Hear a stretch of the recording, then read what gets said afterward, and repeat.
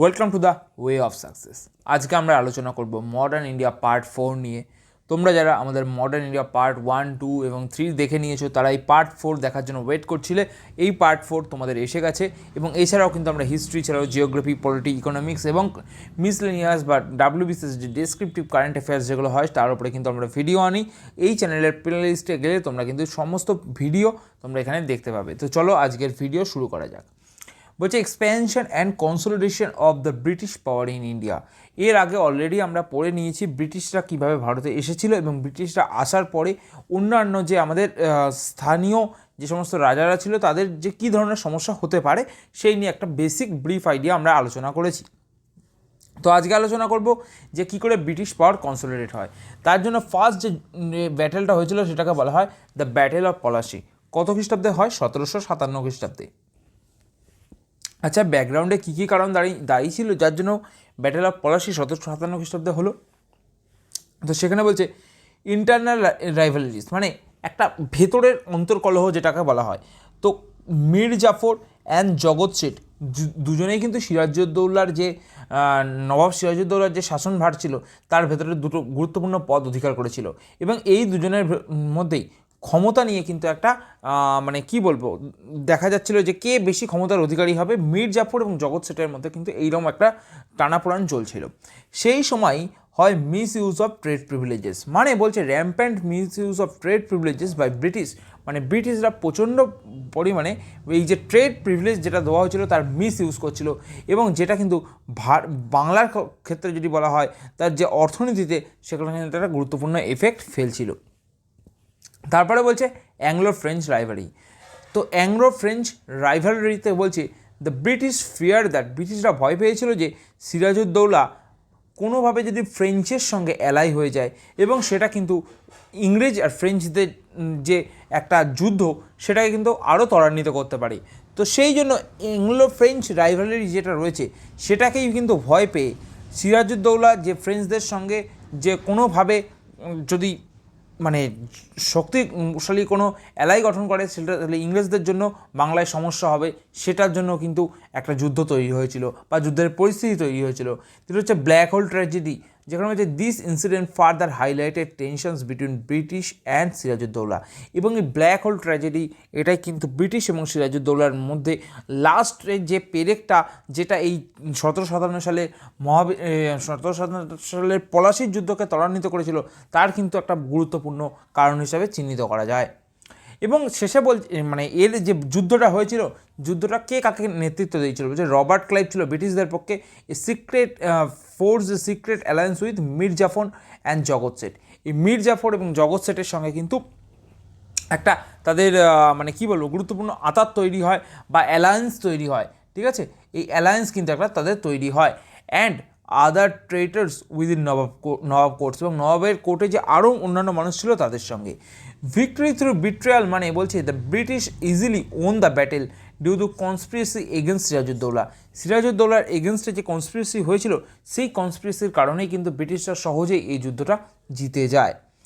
এবং শেষমেশ দেখা যায় যে মীর জাফরকে বাংলার নবাব হিসেবে বসানো হয়েছে এবং ব্রিটিশরা অ্যাকোয়ার করে আমাদের যে 24 পরগনা ছিল তখন কিন্তু উত্তর 24 পরগনা এবং দক্ষিণ 24 পরগনা দুটো নিয়ে একসঙ্গে 24 পরগনা পড়া হতো। তার যে জমিদারি ব্যাপারটা ছিল সেটাকে কিন্তু তারা অ্যাকোয়ার করে এবং কিছু অ্যামাউন্ট অফ মানি কিন্তু তারা তাদের কাছে নিয়ে নেয়। এই ব্রিটিশ রেসিডেন্টকে নবাবের যে কোর্ট সেখানে কিন্তু পোস্ট করে রাখা হয়, মানে সেখানে রেখে দেওয়া হয়, এনশিওর করা হয় their influence over Bengal. The sovereignty of the British over Calcutta was finally বা অফিসিয়ালি রিকগনাইজড, মানে বলছে যে ব্রিটিশদের যে ক্যালকাটার ওপরে যে তাদের আধিপত্য সেটা অফিসিয়ালভাবে রিকগনাইজ হয় কিন্তু এই 1757 সালের পলাশির যুদ্ধের পরে।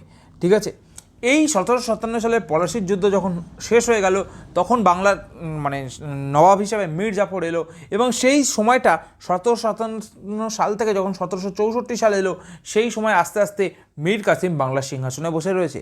তো 1764 খ্রিস্টাব্দের ব্যাটেল অফ বক্সার হলো কার সময়?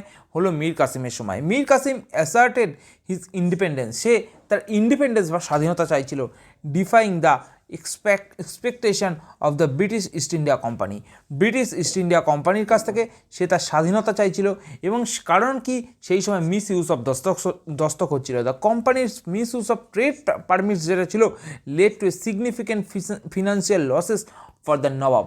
এই ঘটনার জন্যই কিন্তু মানে মীর কাসিম একটা স্বাধীনতার চেষ্টা করছিল, এবং সেই সময় সে কী করে, ডিউটিস যেগুলো ছিল কিছু ডিউটিসকে সে অ্যাবলিশন করে, ঠিক আছে, two abolish trade duties all together প্রভোকড। এই পুরো জিনিসটা কিন্তু ব্রিটিশদের প্রভোক করে strong opposition from the British, মানে ব্রিটিশদের একটা স্ট্রং অপোজিশন তৈরি করার জন্য, ঠিক আছে। ফরমেশন অফ দ্য কনফেডারেন্সি কী বলছে, in response to British actions, এই ব্রিটিশ মানে অ্যাকশনসের এই রেসপন্সে মীর কাসিম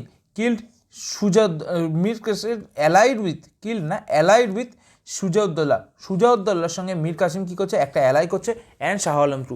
সুজাউদ্দৌলা কে ছিল? সুজাউদ্দৌলা ছিল নবাব অফ আবোধ, ঠিক আছে, নবাব অফ আবোধ ছিল। এবং শাহ আলম দ্বিতীয় কে ছিল? শেষ আমাদের মুঘল সম্রাট ছিল শাহ আলম দ্বিতীয়। তার সঙ্গে মীর কাসিম একটা অ্যালাই করে বা একটা সংগঠন তৈরি করে, যে এই সংগঠন মিলে ইংরেজদের বিরুদ্ধে যুদ্ধ ঘোষণা করবে। এবং সেই যুদ্ধ মানে এই সমস্ত কারণ একসঙ্গে যখন একত্রিত হলো, সেই সময় কিন্তু ব্রিটিশরা মানে মীর কাসিমের বিরুদ্ধে যুদ্ধ ঘোষণা করলো, এবং সেই যুদ্ধে কিন্তু বক্সারের যুদ্ধ নামে পরিচিত। লিডারশিপ হিসেবে ব্রিটিশদের দিল মেজর হেক্টর মুনরো। এই কোশ্চেনটা বারবার পরীক্ষার কোশ্চেনে আসে। Led the British forces to decisive victory over Mir Qasim and his allies. Clear? যে মীর কাসিম এবং তার অ্যালাই যারা, তাদের বিরুদ্ধে যে যুদ্ধে জেতা, এর ক্ষেত্রে নেতৃত্ব দিয়েছিল কে? হেক্টর মুনরো ব্রিটিশদের পক্ষে।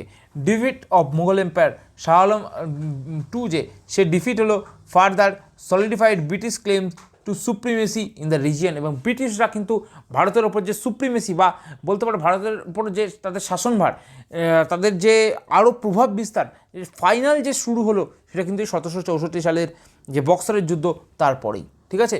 এবং শেষমেশ এই বক্সারের যুদ্ধ শেষ হওয়ার পরে ট্রিটি অফ এলাহাবাদ হলো 1765 খ্রিস্টাব্দে, নেগোসিয়েটেড বাই রবার্ট ক্লাইভ এর সঙ্গে with Shujauddaula and Shah Alam two.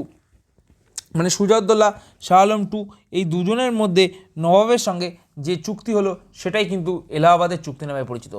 Mark the significant establishment of the British control over Northern India. মানে নর্দার্ন ইন্ডিয়ার উপরে যে ব্রিটিশ কন্ট্রোল, ঠিক আছে, তার যে মানে সিগনিফিক্যান্ট স্টেপ, সেটা কিন্তু এই ট্রিটি অফ এলাহাবাদ হিসেবে চিহ্নিত করা হয়। ক্লিয়ার? তো শেষমেশ এই সমস্ত জিনিস যখন চলছে 1765 থেকে 1772, এই সময়কালীন একটা জিনিস চললো যেটাকে বলা হয় ডুয়াল গভর্নমেন্ট বা দ্বৈত শাসন ব্যবস্থা। এই সিস্টেমটা ইনভলভ দ্য জয়েন্ট রুল, এটা জয়েন্ট রুল ইনভলভ করলো by the British East India Company and the nawab. মানে একদিকে থাকবে ব্রিটিশ ইস্ট ইন্ডিয়া কোম্পানি, আর একদিকে থাকবে নবাব। এই দুজনে মিলে একটা জয়েন্ট রুল চালাবে, এবং সেই জয়েন্ট রুলের মাধ্যমে দেশ বা সেই সময়ের শাসনভার চলবে।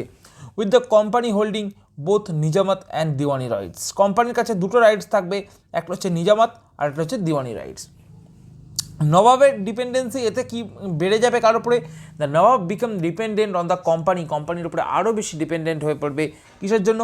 অর্থের জন্য অ্যান্ড মিলিটারি সাপোর্টের জন্য।